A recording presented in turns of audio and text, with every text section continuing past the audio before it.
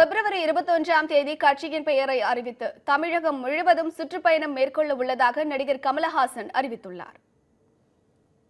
ஜெயலலிதா மரணத்திற்கு பிறகு தமிழக அரசின் செயல்பாடுகள் பற்றி தனது ட்விட்டரில் விமர்சனங்களை பதிவிடத் தொடங்கியதிலிருந்து நடிகர் கமலஹாசன் தமிழக அரசியலில் கவனம் பெறத் தொடங்கினார். இதையடுத்து கடந்த நவம்பர் 7ஆம் தேதி தன் அரசியல் பிரவேசம் பற்றி கமலஹாசன் உறுதிப்படுத்தினார். தான் தொடங்கப் போகும் கட்சி குறித்த அதிகாரப்பூர்வ அறிவிப்பை கமலஹாசன் எப்போது வெளியிடுவார் என தமிழகம் எதிர்பார்த்து காத்திருக்கும் வேளையில் வரும் பிப்ரவரி மாதம் 21ஆம் தேதி கட்சியின் பெயரை அறிவிக்க உள்ளதாக கமலஹாசன் அறிக்கை வெளியிட்டுள்ளார். மேலும் அன்று தான் பிறந்த மாவட்டமான ராமநாதபுரத்திலிருந்து தனது சுற்றுப்பயணத்தை தொடங்க உள்ளதாகவும் ஆரம்பகட்ட சுற்றுப்பயணத்தில் ராமநாதபுரம், மதுரை, திண்டுக்கல் மற்றும் சிவகங்கை மாவட்ட மக்களை சந்திக்க உள்ளதாகவும் கமல் தனது அறிக்கையில் கூறியுள்ளார்.